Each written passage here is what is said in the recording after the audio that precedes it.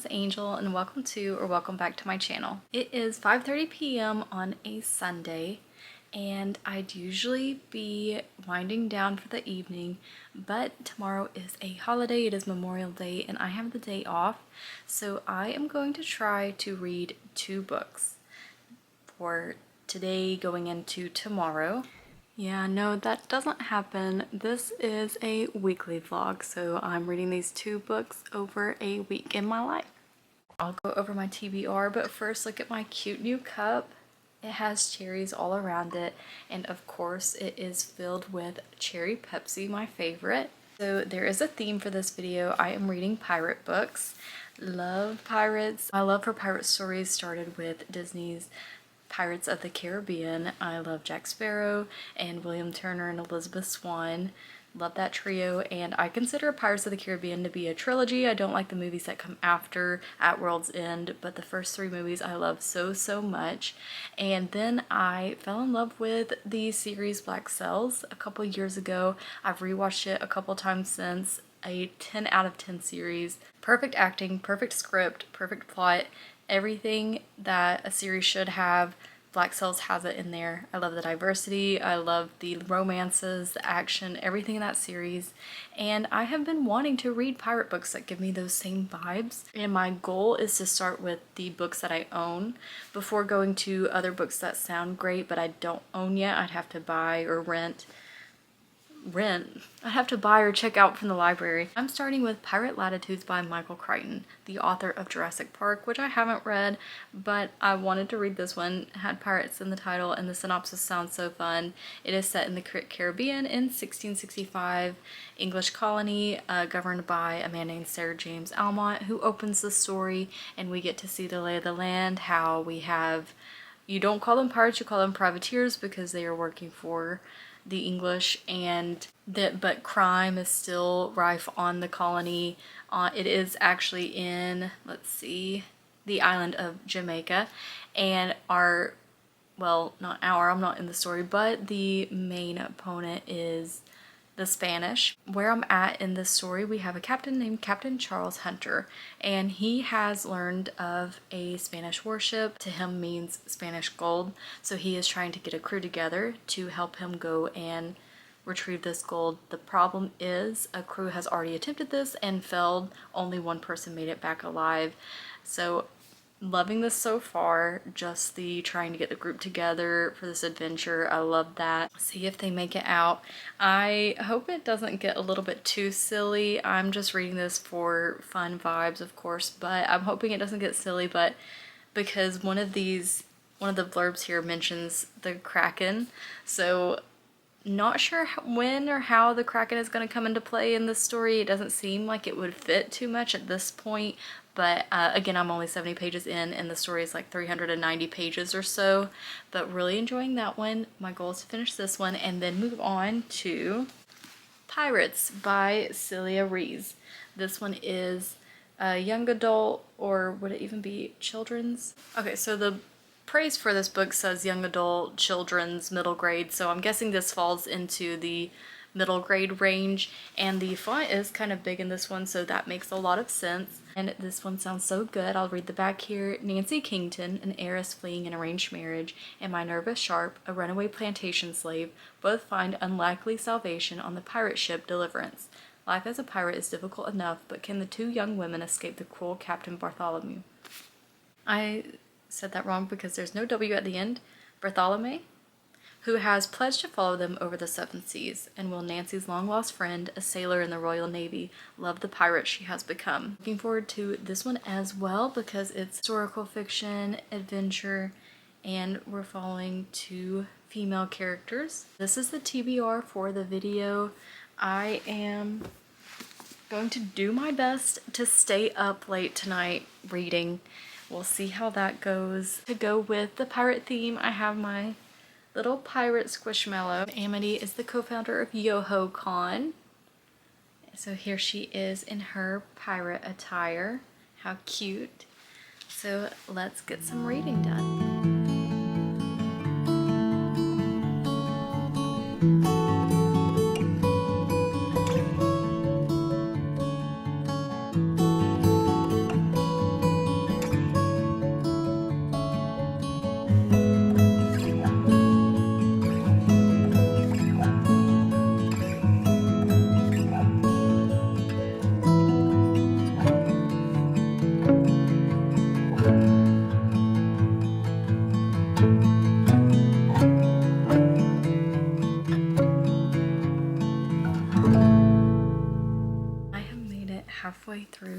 Pirate Latitudes. So I am on page 192, and it is definitely keeping my attention. A lot is happening now. This is just one action scene after another. A lot of fun, but also some parts where I feel like grossed out. There was just a scene with a snake. It's not a spoiler, but I don't like snakes whatsoever, so that scene was definitely hard for me to read. Some other scenes with the main villain here, but I am really enjoying this one. I did take a break to have dinner and watch some of a movie with my partner. I'm sorry if you can hear the air. I'm trying to film when it's not on, but I think that's going to be impossible at this time of night. I'm acting like it's so late. It's not even midnight yet. It's 11:20, but I did take about, oh gosh, maybe it was 2 hours. I had some Taco Bell and watched half of Fountain of Youth on Apple TV. And that movie is kind of long actually. It was 2 hours and 5 minutes, so half of that. And it was fun. It was keeping with the adventure theme we've got going on here, following John Krasinski, he steals these paintings and things in this hunt for the Fountain of Youth, a classic setup. Natalie Portman is also in this movie, which I thought it was interesting to have such, big names in this movie, but I hadn't heard of it before today. And it doesn't so far seem to be anything unique or different, just a lot of fun.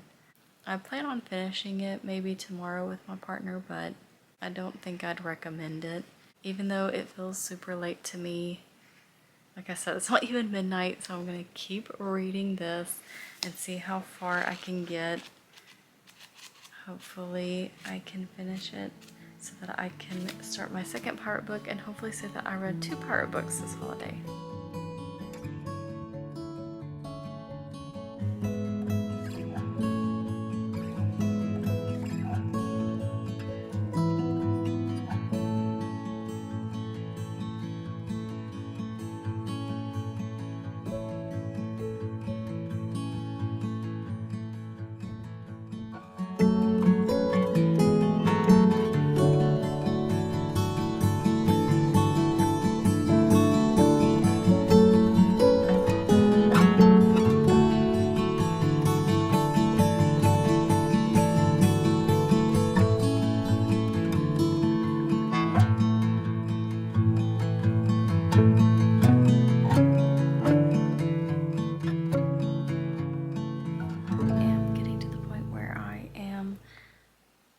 Focusing on the words on the page, and I would do best if I just resumed reading in the morning, so that's what I'm going to do. I'm going to go to bed. It's about 12:30 now, and I have, I would say, 140 pages left. I think that's doable for me in the morning, so I'm going to put it down for the night.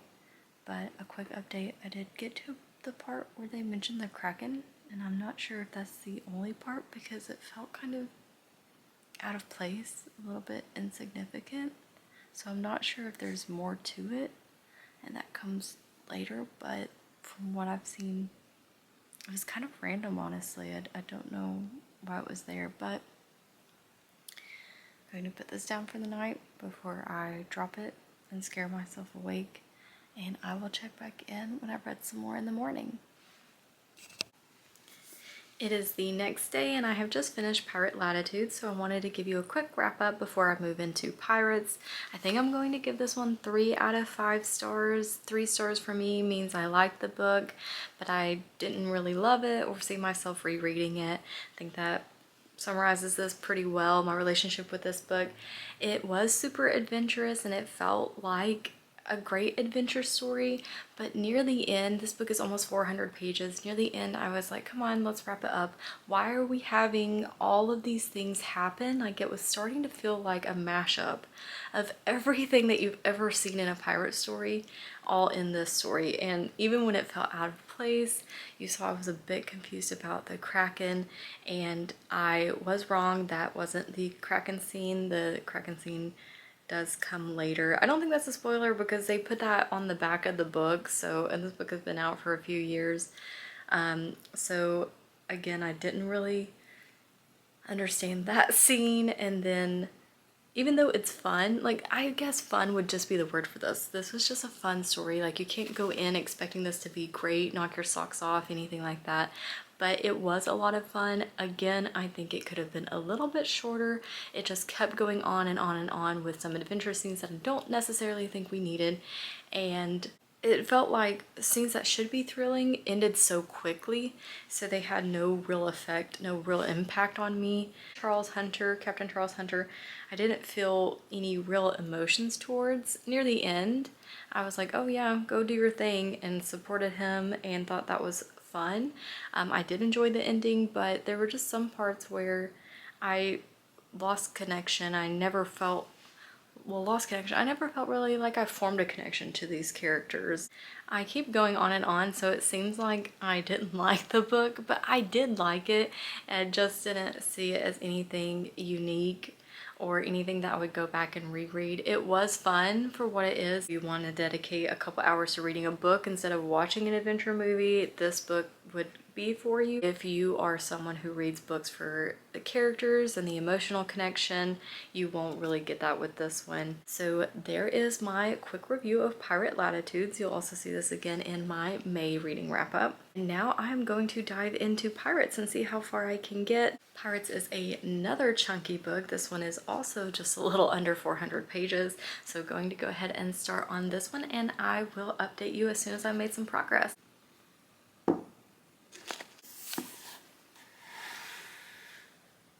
I am only 56 pages into Pirates by Celia Rees, and I am already liking this so much more than Pirate Latitudes, mainly because we are focused a lot on character here. We are in the head of our main character, Nancy Kingston. She is narrating her life, and at the start of the story, she is 10 years old. Her mother has passed away, her father is dealing with his grief, and she's left with her brothers, which just, her brothers aren't the best, and she is spending most of her time with her best friend William, who is 2 years older than she is. William is, to her mind at the start of the story, like a brother. They have a brother and sister relationship. They play together all the time, and she hopes to one day go on excursions with him. When we find out that William's father has sent William off on his first expedition, Nancy worries about William. Now Nancy is a little bit older and she starts to see William as her future husband. So she's hoping still for that life where she can sail the seas, experience some independence and adventure of her own, adventure and discovery.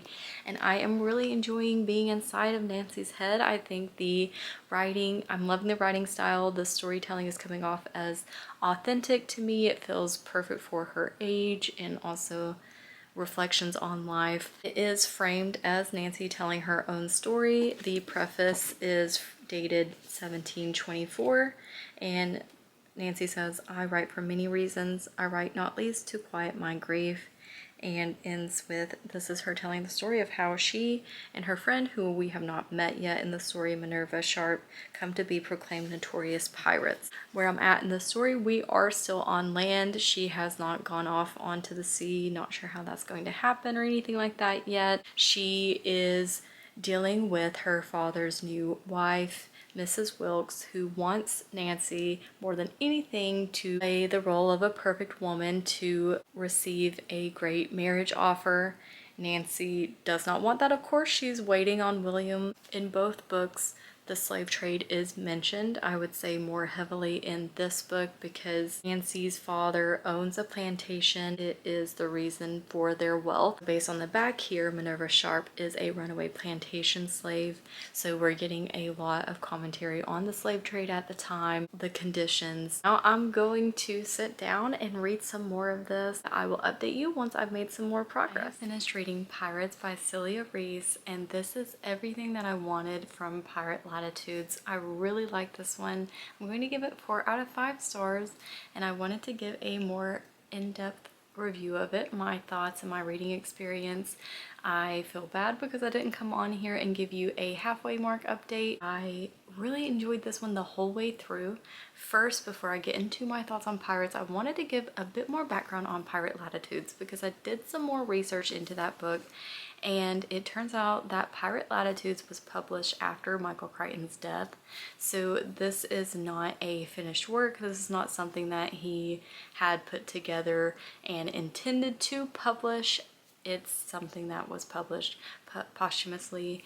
So I, keep that in mind. I think it is a fun adventure story. It's not a bad story by any means, but in a way it's lacking that emotional depth that I appreciate. It doesn't feel, I didn't feel any connection to any of the characters.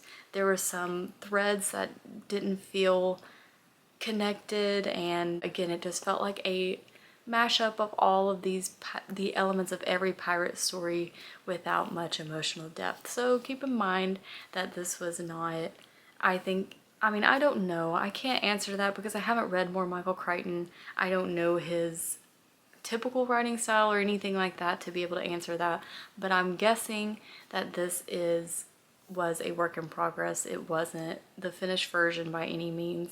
And so, but what we get is a fun adventure story. I'm standing by the 3 out of 5 star rating. I definitely don't feel as harshly about it as some reviewers. It has quite a low rating for Goodreads, which for me 3 stars is, I liked it. So I'm surprised when I do see a book though that is 3 stars, if that makes any sense on Goodreads. It kind of seems hypocritical because I'll give a book 3 stars and say I like it, but when I see a book with an average rating of 3 stars on Goodreads, I assume it's bad. I don't know.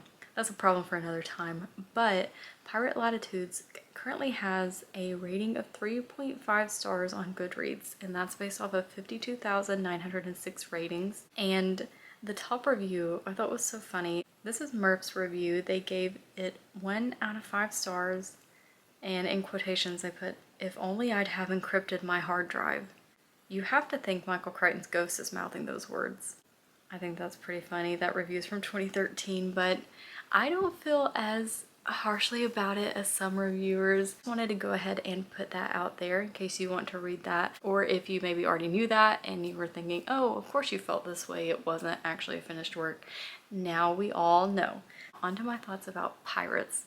This one has all the emotional depth I'm wanting, the relationships between our 2 main female characters. I loved it so much. The crew, the adventure stories, and how this story is narrated. This is narrated by our main character, Nancy Kington. I think that I had said Kingston. That is incorrect. It's Kington, no S.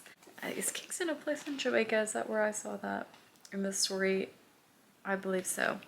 But it's so interesting to read Pirate Latitudes and Pirates back to back because you're seeing the same locations, same time period. It's mentioning Port Royal, it's mentioning English and the Spanish and what goods are being traded at this time, and also characters standing up against people being cargo. It makes me think of the deleted scene from Pirates of the Caribbean where Jack Sparrow says people aren't cargo, mate.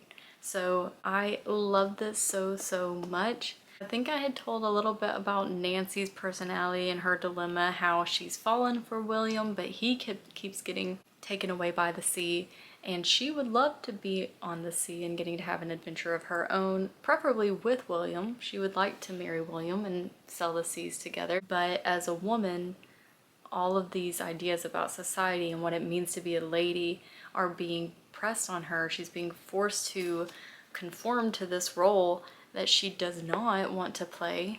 She's also been forced to have slaves tend to her, and she's seeing the harsh treatment of these slaves, and it's just something she can't tolerate. And what comes next for a lady in this time period? Marriage. And she is placed in this horrible position, an arranged marriage, and she does flee. So I had stated that, we hadn't gotten onto the seas yet.